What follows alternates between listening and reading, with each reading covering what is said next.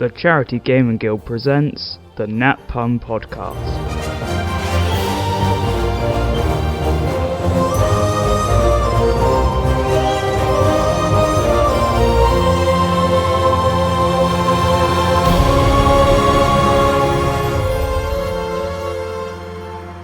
Welcome one and all, welcome back, and we are here for our fireside chat where we're going to be discussing last week's episode and all that happened. So I'm joined by our usual motley crew, starting with allegedly a lady, Bertie. You were looking at Ash though. Yeah, I know. Yes, it's me, a lady. John. Hi. Thank you. Yeah, they're quick. Come on. Yeah, and Ash. Hello. Welcome all. So, last week, after a bit of a hollybog, we all returned and picked up where we left off. So we had just beaten the vampires and were being led by Jimmy to see the Yo. There was a bit of Q&A going on. We were trying to find out a bit more about Jimmy. Yeah. Why? What a question.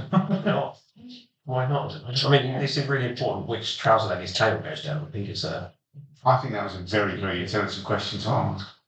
I think so. Oh. I was just trying to bond because we'd had such a bad experience talking to him the first time. So I thought it was a chance to kind of, maybe he could be another Andy who rocks up and saves all our lives there. And I was just trying to sow the seeds of help us. Did you get anything out of it that you wanted to? No. No, he didn't tell us very much at all, did he? No. Oh, in fact, you can't read apparently, I know. which is surprising. Maybe he can count. We gave him gold to buy potions, so I hope he can count. Yeah. But how does he know which potions he's buying if he can't read the labels? I guess you'll find out when he comes back and see what he's got. Or we'll find out when we try and consume one of his reading potions. Poisonous. Okay, so we had our little Q&A, and then we were led into the Grand Hall. Mm-hmm. Is that how you described it? Was it the Grand Hall? Yeah, I've got a great hall, a Great Hall. Large wooden lodge, wasn't it? large lodge. It was a large lodge. Large. A large lodge, and in the large lodge was a hall. And there was a bit of shenanigans going on.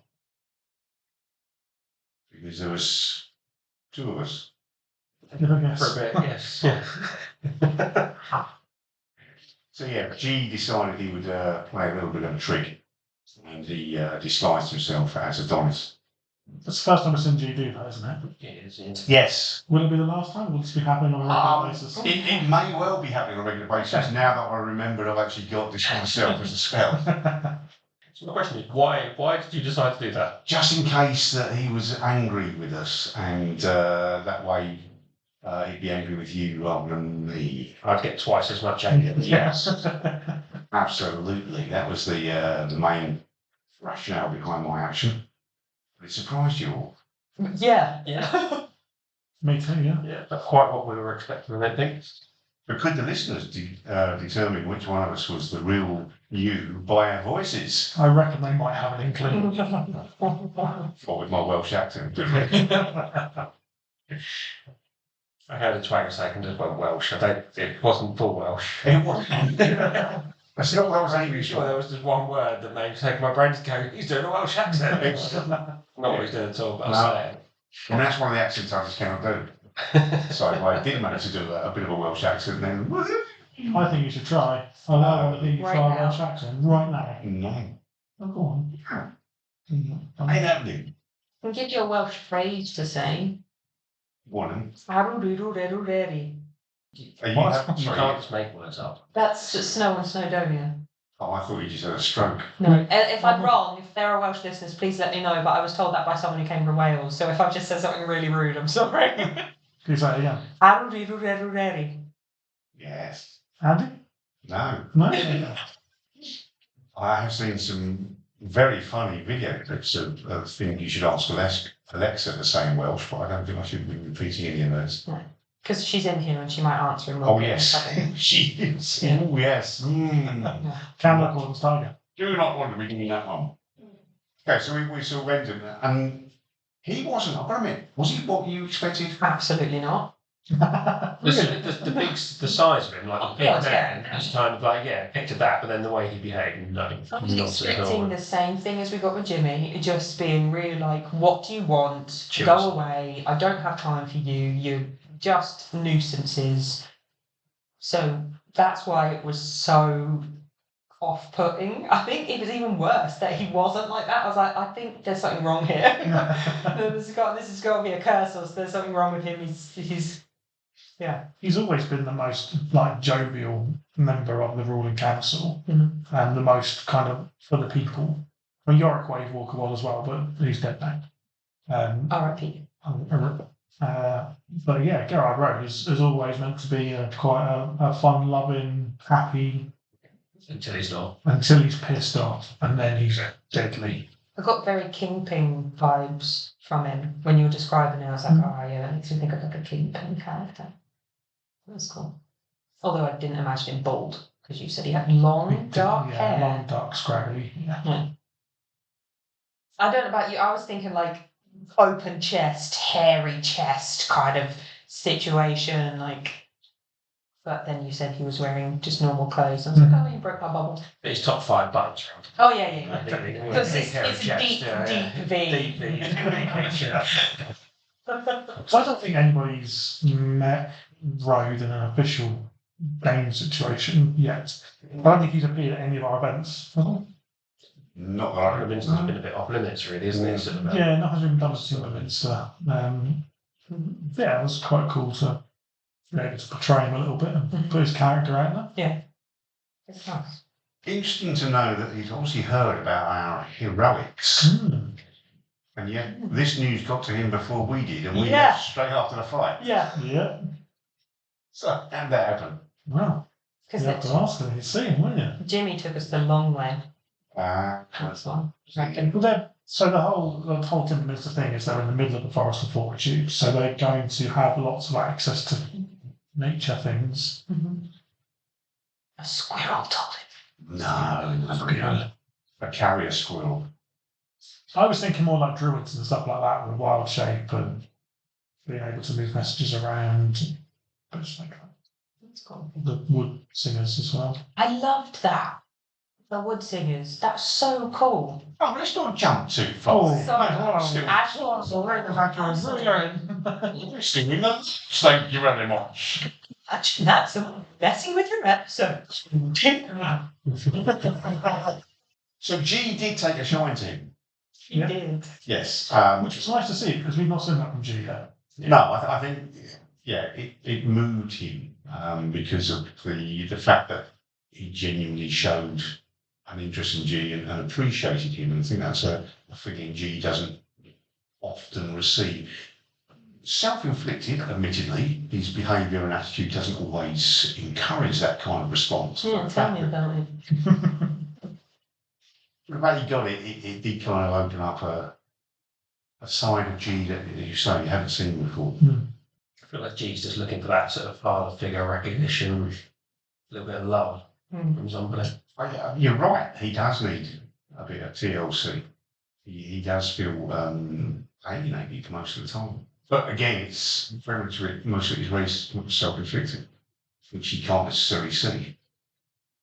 You need to shed your onion layers, don't you? He's Let got people in. Yeah, I don't think he needs to Lots shed of his. onion analogies. Lots of them. He needs to be put in a blender. It was nice to get the character coming through though.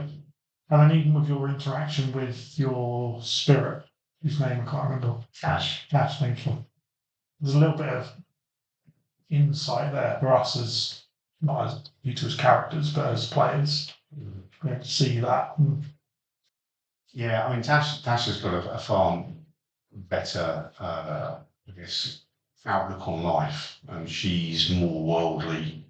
And she can see the mistakes he makes, and she wants to encourage him to address those and to become the better person that he wants to be. But I don't always think he sees quite what she sees, and doesn't always take her her advice. Interesting to see what happens with G's character. Yes, it will. I imagine. Well, I think we won't have much time to see what happens because I very much feel he's going to be dead by the next episode, based on what's happened so far. But so he did have a big plug with the Jarl as well, which was intentionally. So was there a little bit of a threat there? Was that false just because he's naturally big and strong, or was there a bit of a I'm giving you some TLC, but don't mess with me? Yeah, so there's no threat there. I kind of imagine the Jarl to be a bit boisterous and a little bit kind of over the top in those sort of situations. I think everyone's probably had that relative when you're a child who hugs you and feels like they're going to crush you to death. But there's that kind of. And he's rolling his eyes around. Are you that relative? He is that relative. Yeah. You are that relative. Yeah. So it wasn't meant in any kind of threatening way. It's just kind of how he is. But then we had the first interaction with Toby, where we kind of, or some, not G, because G was, as far as G's concerned, the Jarl couldn't do any wrong. But some got a little suspicious of the way that Toby engaged with the Jarl, and whispering behind his back, which I thought was very rude. I feel like that came from Vesper to start with. Adonis is a bit oblivious to that sort of stuff. Yeah, I think it was just sparked off the back of the fact that the Jarl acted in such a different way to what she expected. And then there was a little something with Toby. She's like, okay, is this... And there were elements of it later when he answered the questions, is this just for our benefit? Because he even said when we asked him, oh no, he's like that with guests and with visitors. So he's like, so he's implying there's something else. Yeah, so he's not like that with his people or with the people that live here. So there's that kind of concern that there's something underneath the surface, which you have to expect anything with someone who's a lupine, but it's almost more dangerous because with the lupine element, yes, if you get him at the wrong time of the month or whatever, he's going to turn into a psychopath. But if it's someone, I see you giggling, boys. But then, if it's someone who is all the time, there's that two sides to them. It's like, well, you're never safe. You always should be on your guard. So I think for her, she was where she's learning her interactions with people that don't always go to plan. She's trying to pick up on stuff. So that was just trying to see if it's something where she shouldn't trust it and they should maybe be more wary, or if they're good to go sort of situation. I'm still not sure. Is that something wider within Vesper's sort of character? Does she find it difficult to trust anyone? Is she always untrusting? I think it's the opposite. I think she automatically goes to trust people and then learns quite quickly that was a mistake. So she's kind of learning as they go that, oh, I trusted that person, and that's why the change happened with the girl. So with like the pixies, she was like, oh, I trust these pixies, and then they got attacked and nearly murdered by a polar bear. So then when it came to the girl, she's like, this is something innocent. The last innocent thing we came up against, we nearly died. So it's all right. It's kind of tainting that. So she's sort of flip-flopping between extremes, gradually finding that middle line. She's trying to learn the ways between it, because, I mean, I think maybe what she did before was simple bodyguard work. It wasn't anything. She wasn't really dealing with nefarious stuff. She just knocked people on the head if they got a bit boisterous. She's never dealt with anything kind of political or serious, so it's very much learning for her. So what is it specifically that G has done that has sort of prompted this mistrust? Because you kind of openly admitted that Adonis was in there. I think it's because his actions a lot of the time seem to be counter to what the group are doing. So he's going off on his own, he's doing separate things, he's hiding in toilets in pubs and doing stuff like that, whereas she's getting involved and doing stuff with Adonis. So because the actions he's taking are different, she's like, well, there's a reason he's hiding something. There must be a reason why he's disappearing off and he's making different decisions. He's staying back, or he's covering his head with his hood. Like, that bit was for her, it was nice because, oh, he's crying, that's why he's doing it. He's not going to disappear into a shadow and start stealing shit, which is what she expected. So she kind of understands Adonis, whereas, well, she understands Patch, and Adonis is basically Patch. So, Old and fast. Fair. cool. But with G, she hasn't got that. That's why she was trying to get information from him, but she doesn't know how. So it's just other people tend to offer it up. Yeah. Well, she pushes a little bit and then they offer it, but with him, he's just shutting it down. So she's like, well, Yeah, her approach was very much cracking a wall with that. yeah, which is what she's learned. I feel like it will adjust as time goes on. Oh, yeah. I feel like it will come back around and try again with a softer approach, probably too soft, and then find somewhere in the middle. It's almost like Vesper's becoming like the social radar for the group. She's kind of looking to you all the time for guidance, and the majority you're either asleep or eating or drinking. It hasn't got. Yeah. So, Which I think is fun because is Adonis really oblivious to like the relationship between the two of them, or is he picking up on it? he is generally quite oblivious to people and social stuff. So he wants to be a teacher, but spend most of his life like stacking books in the library. Mm-hmm. So he's not actually that good at people. So although he's old and got random bits of wisdom that he's happy to share, they're also complete rubbish. Yeah. So we sort of started to speak to the Jarl about why we were there and the disappearance of these towns, and he seemed oblivious to, apart from something anyway, that's the one. Apart from that, he wasn't aware that I was disappeared. But he did take an interest, and he asked us to show him on his map. He didn't seem to have any more information, but he did know a man that may, and said he was going to. Well, is it a man? Well, a person. Because I was wondering if it's either someone that we've not come across, or if it's the lady that we met in the bar. Okay. So I was just, I could be completely off, but I was just thinking, okay, maybe it's someone else who's new in the area.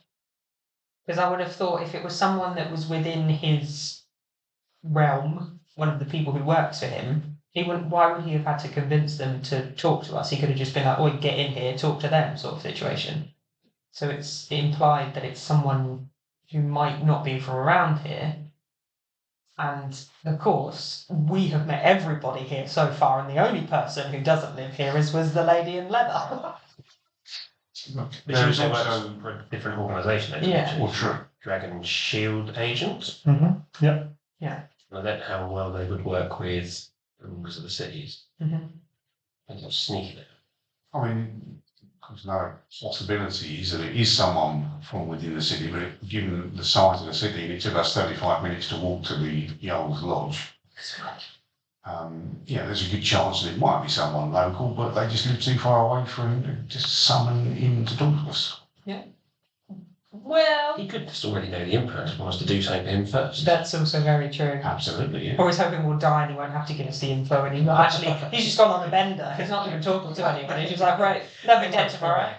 That idiot gave my guard 70 gold. Let's go get pissed. So he's responsible for all the disappearances. He's covering it up and trying to get us killed soon. Yeah, okay, that makes sense. Yeah. He's the BPEG. Well, there's no point to run the rest of the campaign then, is there? I guess We it's solved it. Oh, yeah, spot on. So he promised he would try and help us out by getting some information from this mystery character, but in return he asked us to help out. And we're obviously aware of the issue they're having with vampires, and he asked us to help out, and we kind of challenged back as to, well, why aren't you doing it? You know, you're big, strong werewolves, but you threw in the silver tombstone, which kind of think passed over your head initially. Well, me, I was fine. I got it. I love vampires and werewolves, but Like Vesper. yeah, the Vesper was a bit like, well, why did that matter? Because I think failed the majority of all kind of history checks that I'd done previously to know anything about Newfoundlands. So it wouldn't make sense for me to go, oh yes, silver, of course, yeah, I recall that. That's always the hardest part with setting a task like that in a campaign. Like Road is this massive, powerful character with an entire army at his disposal. Why is he going to set 3 level 4 characters on this quest to rid him of a vampire when he has an army at his disposal? That quite often is a big challenge in any campaign, is to justify why does it have to be the party? Why can't they do it themselves? Yeah. Sometimes it's quite difficult. But that made complete sense. It's like, oh, it's made of silver. We can't touch silver. It doesn't make sense at all. Come on, Well, I John. mean, technically, Don't burst the bubble. yeah. Burst the bubble. Which they got touched is because Jew was trying to nick it. Just say that. You could have just dug a hole 10 feet away straight down into the tomb. Like, there's lots of things he could have done. The walls are now silver lined as well. Oh, okay. Yeah. Mages. Magic Souls have a problem. We know this. Well, they would be if you had a good mage. I didn't say that I was. Oh, right, okay. I just said mages, generally. The Magic Souls all problems. We know that. Could you not have asked for assistance from one of the other major cities? Quite possibly, probably. Well, now, I don't think yes. he would have. But there's pride. Yeah. He's a very proud person. But 2, the current political state of the world, it's all bollocks. I like to think we saved his guards. He heard about G's archery and was just like, they're the guys for us. We'll just use them. They're expendable. Yeah, that last line. Why give up some wild people or these complete strangers? Well, I suppose also, because what Toby said is that everyone has a specific role, and if all you've got are lumberjacks, wood whisperers, wood singers, and servants, if you've not got anyone who's specifically built for that kind of role, then you've got no one to fulfill it. You just have a guard, of course. You don't need to find guards. Yeah, but So is Timberminster based around some sort of caste system? Yeah, I guess so. I don't really put that much thought into it other than it's just the way the city is, the character of the city. it's interesting. It's always frustrating when you get to a place where it's like, so Victor, as the pub landlord, is he only a pub landlord because that was the role he was born into, or because he's chosen to come into it? It's like, where does that stop? I am a peasant because I was born as a peasant, therefore I can only ever be a peasant. I'm a homeless person. I am a I'm a teacher. Family. Yeah. Cousins. Yeah. I'm a teacher, but I can't teach. But if you kind of apply the real world to the All-Havens, then presumably there are residents within Timberminster that aren't born and bred. They're going to be migrants coming in. So how would they adapt to this caste system? Would they just do whatever they want, or would they That's be where they get their assigned hairdressers something? from. Yeah. No one's born a beautician here. They have to outsource for that. And if it's lupine, you've got a lot of hair, so that's like a really, really important role. Or you'll get fed to the vampire in Gravestone. Except it wasn't a vampire, it was a mummy. Wow. Nearly killed us. So we foolishly accept this challenge, but we do come up with the bright idea. I'm not sure which one of you two did it, but bright idea of let's go to the daylight because they're probably going to be asleep and it'll be easier for us to kill. So we decide we're going to rest for the night and have the rest of the day have a bit of a guided tour of Timberminster, see all of the wonderful sights like the clock tower and I think that was it. Vandalising. And then sleep overnight and then go the next day to do our thing. So we set off on our little guided tour with Toby, and that's when you two started to drill him for questions. It's just an easy way to, one, learn the route of the city without having to ask anyone. You get on at all. And 2, get someone who might have information away in a situation where they might not feel they can't speak. Because a lot of the time, if you're trying to corner someone, like if we were trying to corner him still in the big lodge, You might be worried about people listening and stuff, whereas where we're walking around, it's easier to get information from. But I think we were aggressive with it. I think if we kind of tried to keep To the it. point. Yeah, Blunt and to the point, yeah. yeah. We're not flim-flamming, how's your mother? We just want the information, thank you very much. And based on the responses you got, how are you now feeling about the yarn? Probably the same. So you're still not fully trusting. Because as part of that, the answers given implied that there were, like, that's when he said, oh yeah, he's like that with visitors and with guests. So that's leading into, so he's not like that with his own people, or the people that live here. So therefore, there's that element to it. See, for Adonis, I think he's quite happy to take the Jarl as he seems. Yeah. So, a bit like, he's in charge there, he rules the place. Whatever he kind of wants, it's fine, as long as it's not openly evil or bad. He'd be like, yeah, right, that's just the rules. Yeah.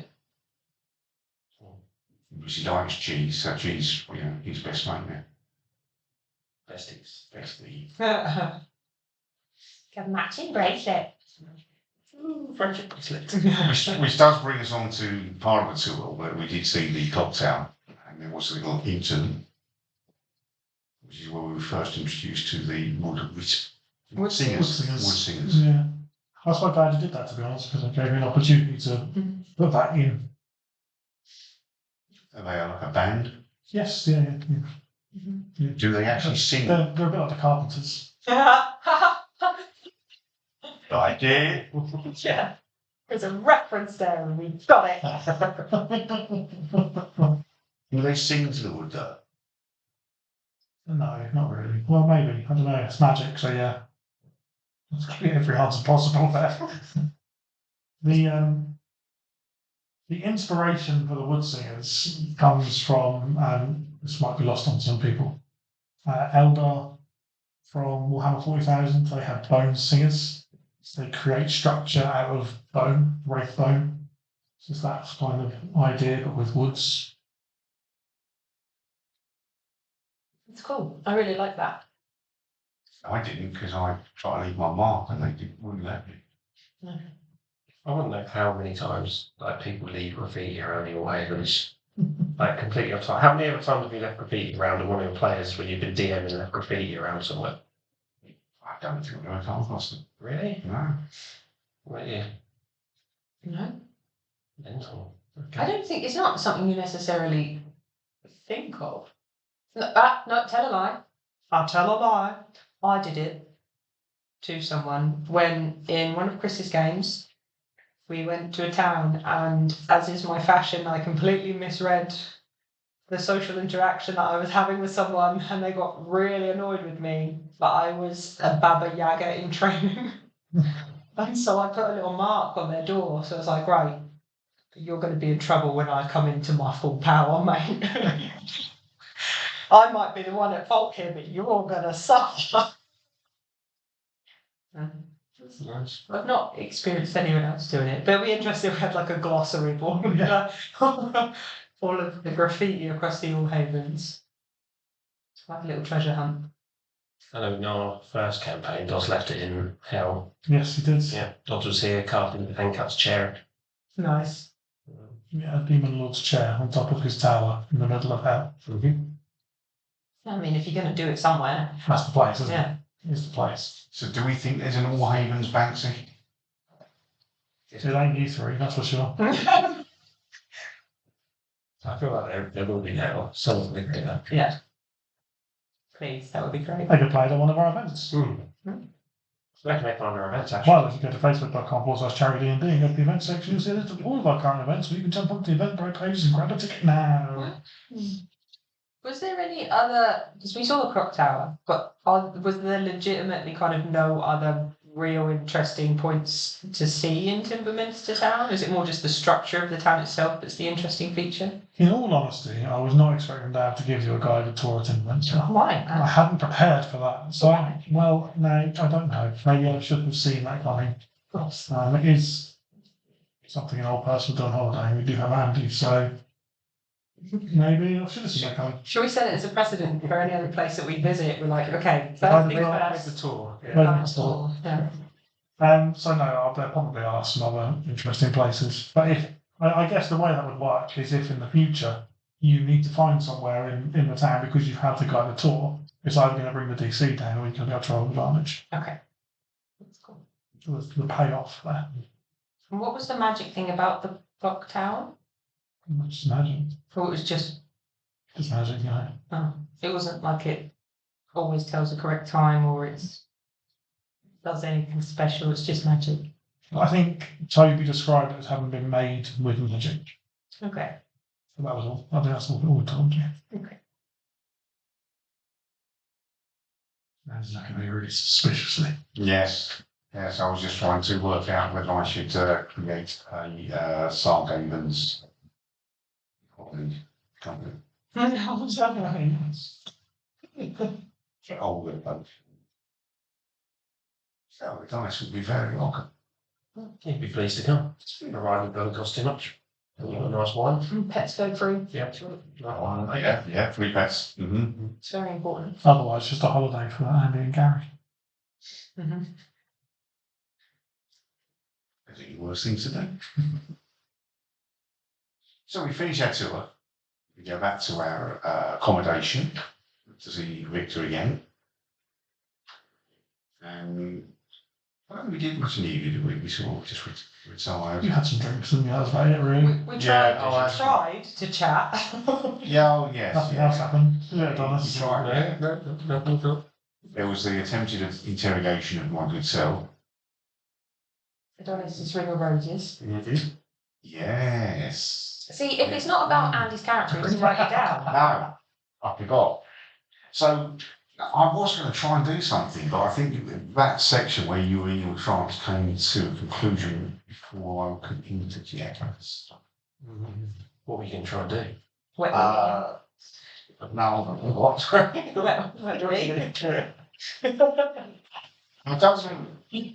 don't know when this sort of works, but I was going to try mind link. While you were in the trance, I was going to try and mind link to see whether or not I could actually, in any way, engage with either you or the entity that is currently inside I'm a you. little bit sad you didn't get the opportunity to. I bet it would have been interesting to see play out. Just do it again. Nothing went wrong last time, just do it again. Well, I'm not sure I will now, because now I know that she kind of blames us for it. It's a player I know. Yeah, but I was wondering how she did it. Or G was. Well, probably as a player I know that. Obviously I don't know that as a character. So maybe I will be stupid enough to try it again. Maybe an attempt to impress you and to win your friendship. I will try. Creepy, like that ring of roses. Oh, yeah. Always ring of roses. Mm-hmm. Creepy. I even sung it for you. I mean, if it'd been like, That's a I strong can't stone, that wouldn't have been as good. I love you.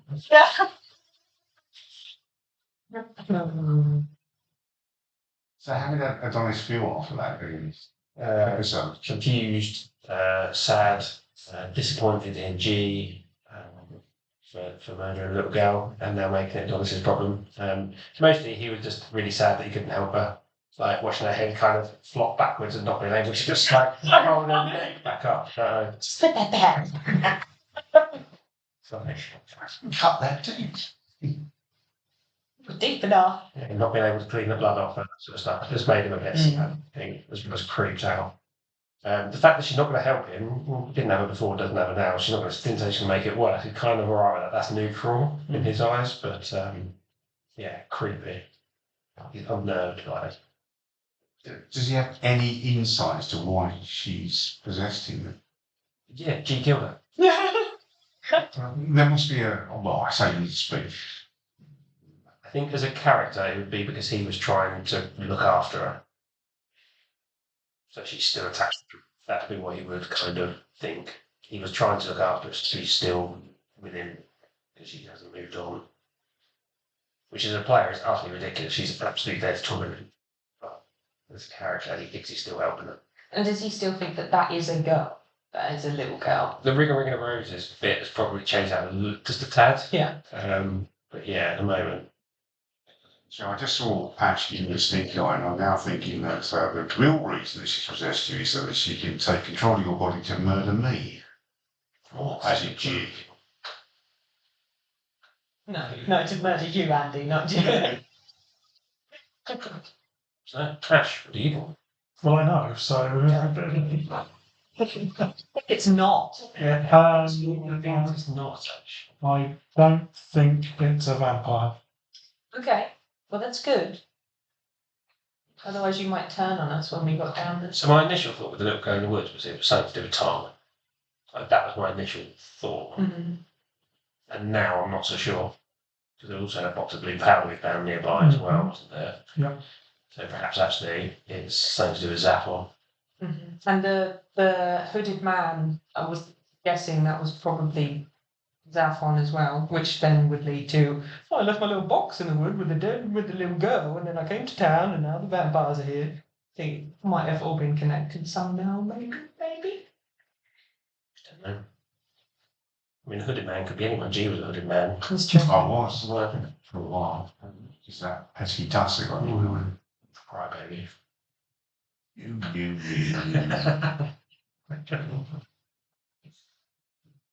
And then you treated us sort of, well, a couple of bottles of wine in the end for you. Mhm. I got some milk with whiskey. Oh, yeah, hot toddy. Why are you pulling her face? She was just going to get you milk. Cold milk. Anything with whiskey apart from more whiskey. It's a fantasy world. I can do what I want. I'd just like to say, if G had communicated properly with Vesper, maybe she would have known that. Mm-hmm. Very closed off. And Vesper was trying to peel back the layers that is G. She was interrogating me. There was none of this sort of, friendly chit chat. Actually, there was. So, where did you grow up? That was 100%. Okay. Yeah. So then we retired to bed. But you two had you had your little scheming plan that you were going to enact the next day. I'm not entirely sure how we got to that. No, I'm not quite sure how you got to. I think that torture is a effective way of extracting information to, he likes torture, I'm going to use it. Try and pour coffee and stand before. It made sense in the moment. Yeah. And how do you think I would have reacted if I had sat next to, or how G had reacted if he had sat next to you and then you threw boiling hot coffee in his face? That's the thought process that Vesper was going through at the breakfast table. She was like, before when they were chatting, she was like, yeah, that makes sense. And then when she actually was going to put it to practice, she's like, chucking hot coffee in someone's face is not probably a good thing to do. Or I was going to stab you in the leg with the fork. But it's like he's sitting on the other side of the table, so all I have is to chuck something at him. What have I got? I've got hot coffee. So that's where she's like, I don't think this is a good idea anymore. Maybe I'm starting a bit too high on the ladder of torture. Let's take it down a couple of rungs, maybe a little jab to the thigh, like testing the meat. I feel like if you'd have thrown the hot coffee there, you would have got an honest response from G. In any film where you would have got honesty, which means that technically it's worked. I think also she was worried that might have made him leave. Going that reaction could have been like, nah, what are you doing? I'm out. So it's like, I don't know if I'm doing the right thing here.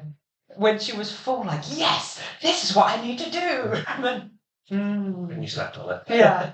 Oops. I think, throwing the coffee at G's face, he would probably thought that would be less people talk to than actually having a conversation. I think most people think that when they start talking to her, to be fair. I'd rather have hot coffee chucked in my face. And then when you did try and stab him in the fork, very, very unsuccessful. Oh, yeah. Yeah, I'm not quite sure how, what characters even think it was, really? What's going on here? Why a fork as well? Why, you're going to just, I guess. The most likely thing that they would have had at breakfast. Yeah, but I guess I would have been thinking, is she really going to hurt me? She would use one of her weapons. So why is she choosing a fork? I guess the fork is less threatening than a knife. Exactly. And more intimidating than a spoon. Yeah, I can't do anything with a spoon.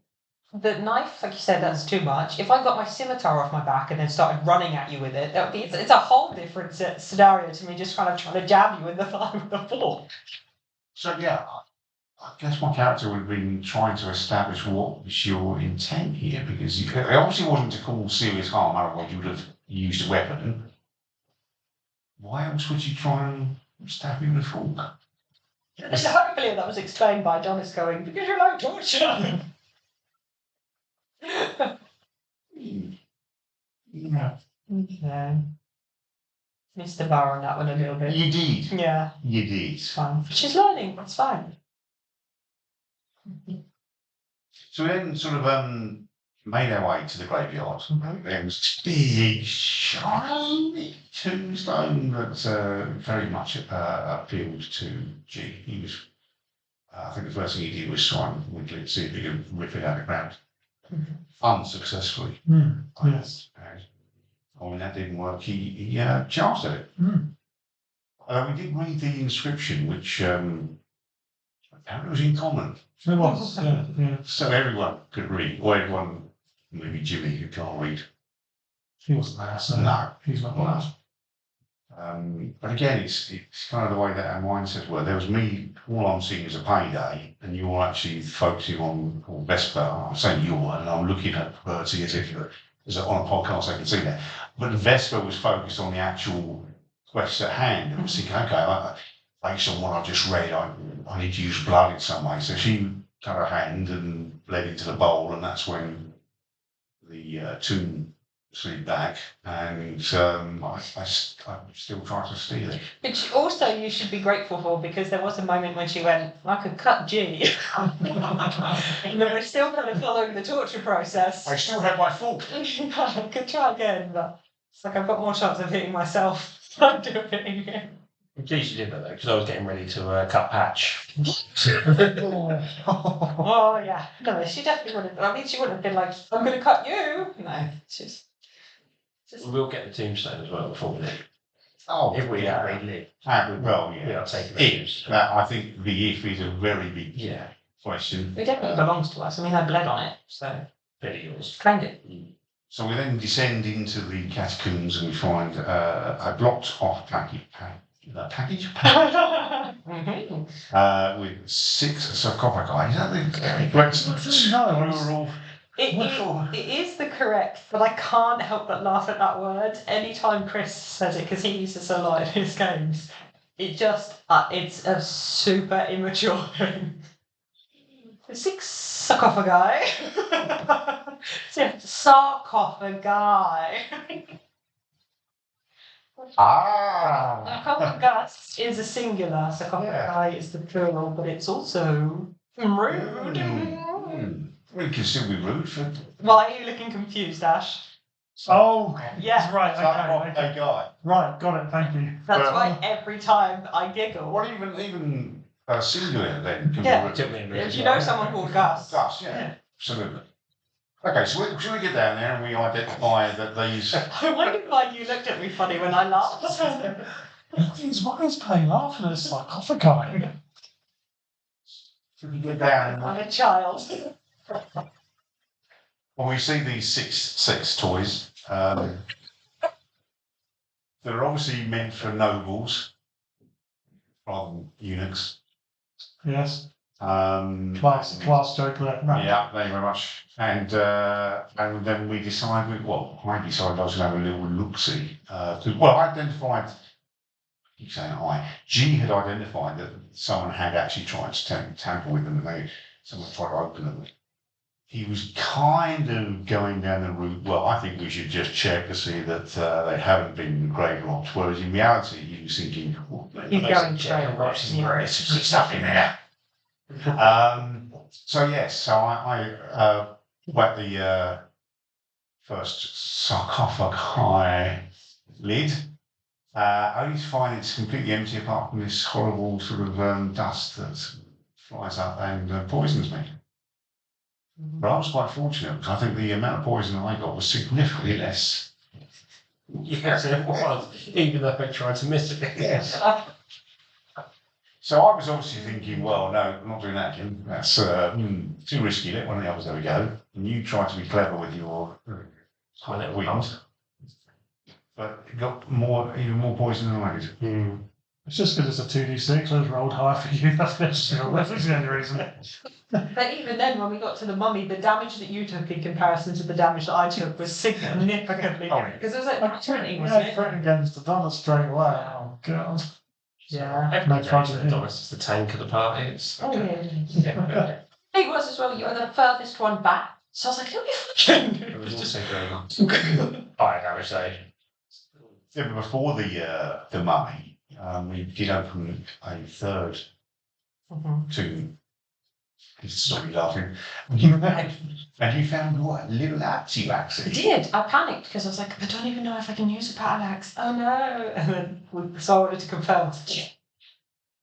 Metagaming so hard, my brain was like, it's cursed, it's cursed, it's cursed, it is cursed. The thing is, we don't know because there was something that Ash mentioned. It's a +1 battle axe, but he did say that there's another effect when you're attuned to it. Yes, which I'm not going to survive long enough to attune to it, so we don't need to worry about that. Well, what do you think that might be? You got any ideas? I have no idea. Given the situation that it's in, it could be anything. It could be based on the noble that it was linked to and that you'll suddenly become really charismatic. It could be linked to the vampires and I suddenly get a taste for blood. It could be that I grow bunny ears. I have no idea. It could be all three. It could be all three. John, you got any theories? I'm in two minds. There's either some really beneficial thing or it's a cursed weapon or a sentient weapon, something like that. Sentient weapon would be the worst. Oh God, I've got someone else I have to understand now. Like I say, if we survive, but Yeah, that's true. I do wonder when we went to the temple though, whether because you're carrying a weapon, that's why you got the reaction you got. Ah, yeah, maybe. So, when you did that, I was like, wait, what race am I? Well, I'm a tiefling and I just haven't remembered.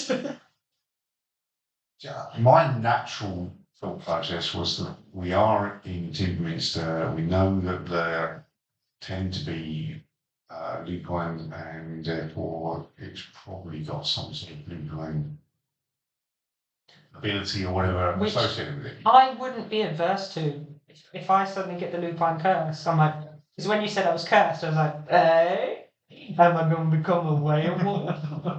But no, I just can't ever heal. So it could be something completely different, like it's a Timberminster felling axe or something like that. Yeah. You can chop one of those trees down with one hit. Yeah, which And plank it again, just with the same single would be hit. amazing. Hold on, guys.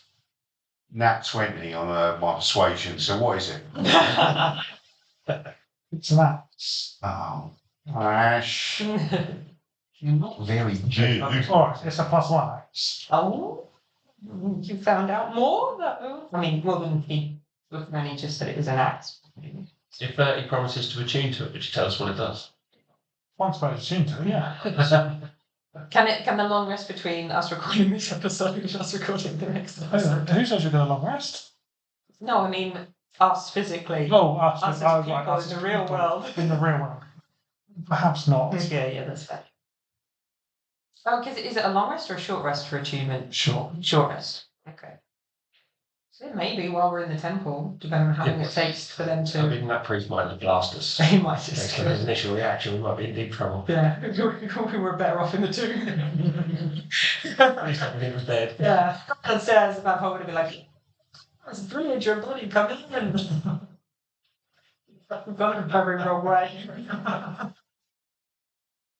Oops. So we've got your axe, and then we open a fourth. Well, we didn't open it, Ah, no. technically. That's right. It started to slide open itself, Mhm. and I tried to close it. I like the idea that actually you could have done, but you just weren't strong enough. So I was sliding backwards while trying to close this lid, It's a great visual. and then you kind of just barged me out of the way. I did, yeah, because I was trying to protect you. See that? Sure.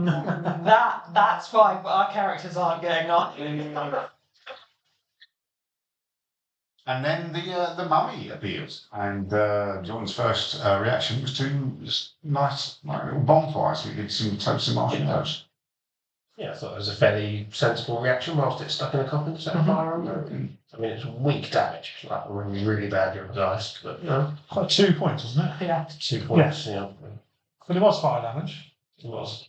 which it is, or was, vulnerable to. It passed the saves, isn't it? So, Yeah.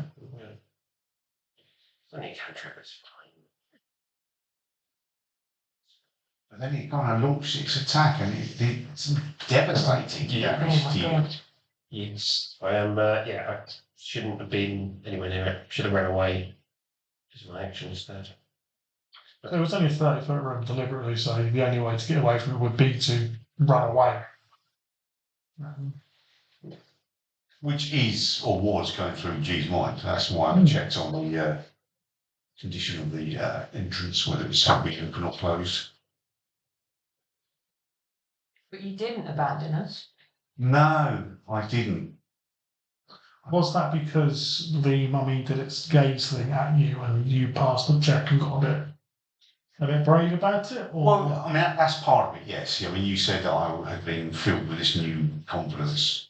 I was passing the check, and I think that the confidence was what kept me there.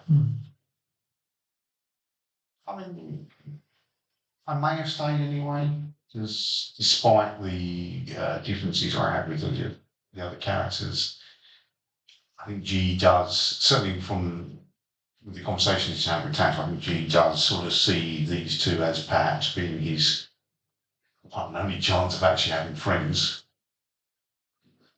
So he probably would have stayed around anyway, but it certainly would have helped. This additional sort of bout of confidence. And there could be loot. Yeah, but loot life.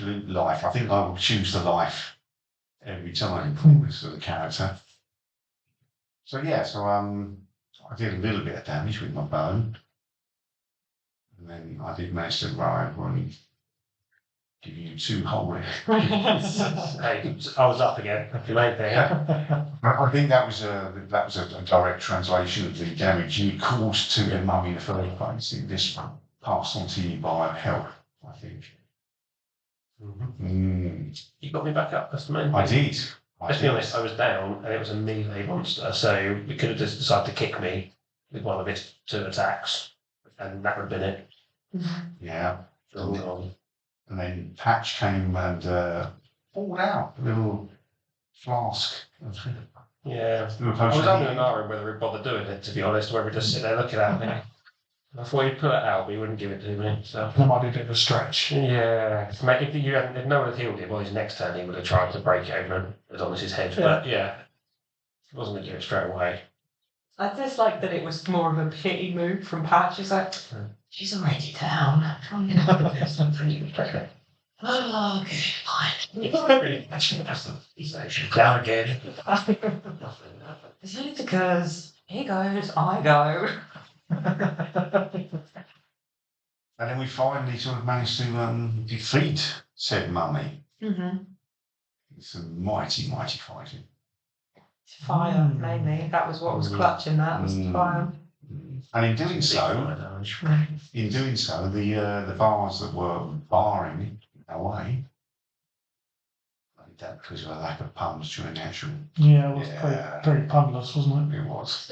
We got one little one for man, but So the bars sort of lowered, and then we had a choice to make. We could either continue, or we could kind of take a step back. And given the bravest person in the group was saying, "I'm not sure we should be doing this. Let's go back," we kind of followed suit, and we looked for a temple. Well, 2 of you looked for a temple to see if you could sort out this curse. Whilst G was off looking for some better equipment to steal. Vesper's thinking he's shady. We go off to a temple to try and remove you of a curse that will kill me, and you're like, I'm going to stay and loot stuff. And you wonder why there's issues. Did or did not Vesper say, G, you can stay here and keep on it? Yes, there is Right, a difference there you between. go. There you go. Do you want to stay here and make sure No. that basically the mummy doesn't resurrect and we come back in and get murdered straight away? Do you want to just stay here and loot some graves? No. Clear distinction No. there. Staying is staying. What I do whilst I'm staying, that's a choice. I feel like if we come back, Yeah, if we come back. we'll Yeah, we'll be like, G's got this.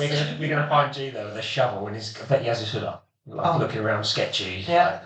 Like, dig a little bit, look around a bit, dig a little bit, look at there was a So I'm off looking for some equipment to dig up this tombstone, and you find this vessel within the temple, and you open the door, and the response, I think, was not something any of us were expecting. Taking one look at Vesper and declaring something along the lines of, "Oh no, the devil." This is what's interesting is I can't remember if you specified that it was me or just looked over at us and made the phrase, because it could be a reference to Adonis, not necessarily me.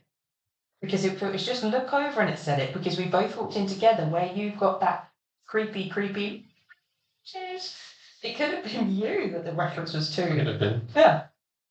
Now, I may have been misremembering, and given an old fart, that is very highly likely, but I did think you said the vessel looked specifically at. It might have been. I'm saying I can't Vesper. remember. We'll have to listen to I the have to episode listen to again. the episode back. I have to listen to the episode back to find out. Yeah. Right. It's ambiguous if it was. Mm. But as I say, that opens up a number of questions, because, was it Vesper, or was it something to do with the axe she's carrying? And if they did not actually specifically look at Vesper, was it something to do with Adonis? I guess we'll find out in the next episode. And that's pretty much where the episode concluded, was it not? It's exactly what the other side concluded. I thought so. But you definitely said, Ash, that we didn't come even close to doing what you expected. No. No. Can you enlighten us as to was you expecting what you were Did you expecting? see it going? Yeah. Why because we did, boy. You spent longer doing the exploration and stuff in the town Mhm. than I thought you would, which is fine. But, that builds character and it adds flavour to the location. Then what else did you do? It was basically that bit, which took longer than I thought it would. So I thought you'd get further through the tomb than you have. You mean the entrance? Yes. We got The entrance we room. got to the Yeah, tomb. you got to the entrance room. And that's not a massive tomb, but it's big enough. So that leads me to think it was a good idea for us to go to a temple. They try and get through the I was thinking corridor, one more room, bash, we're done. No, I think it might be maybe two. Oh God. We're in trouble. That's what I'm hearing. We're in deep trouble. We are. Well, that's very true. I didn't expect you to hit the deck quite so quickly, Donna, so I thought you would be able to tank a little more. But that nat 20 was just. I rolled it and thought I could fudge this, and then thought, no. I feel like it's very Disappointing. so isn't it? It's very. That's Total damage from that. 34, something like that. Let's have a look. It was necrotic damage, that's it. Yeah. Double the profit damage. 16 bludgeoning, 20 necrotic. Is that 36. 36. But only because it was a critical. Yeah. But you've taken the damage from the puff as well Yeah. beforehand, right? Yeah, if you hadn't taken the damage from the thing, you should have gone down. Yes, 32 hit points. Ooh, That's fine. D6s on, isn't it? nice. D6s. She'll be squishy. And we've got +2 to cons, there's +8. So, Wow. So does anyone have anything more to ask or talk about with regard to the last episode? Just glad to be back. mm-hmm. Excited to see where we're going. Maybe not to be cursed, but I don't know. Don't know what. We should try and get some holy water from this priest in the temple as well. I might just shove my face. You know how they have those basins. Except So that brings this episode to conclusion. I would like to wish you all the very best, and it's a good night from me. And a good night from me. And a good night from him. And a good night from her. Hey. Bye. Ta-ta.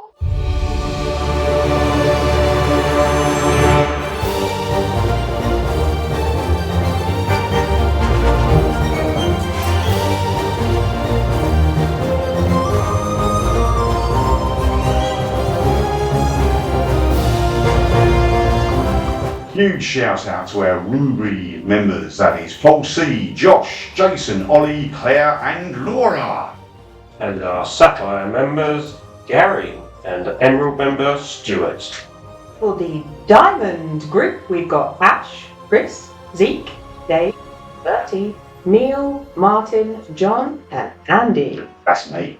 And our Obsidian members, JP, Niall, Ethan, and Anne. Thank you to each and every one of our Patreon members. And don't forget, you can become a Patreon member too. If you go to patreon.com/CharityDND, you can pick one of the tiers and become part of our amazing community. Join us.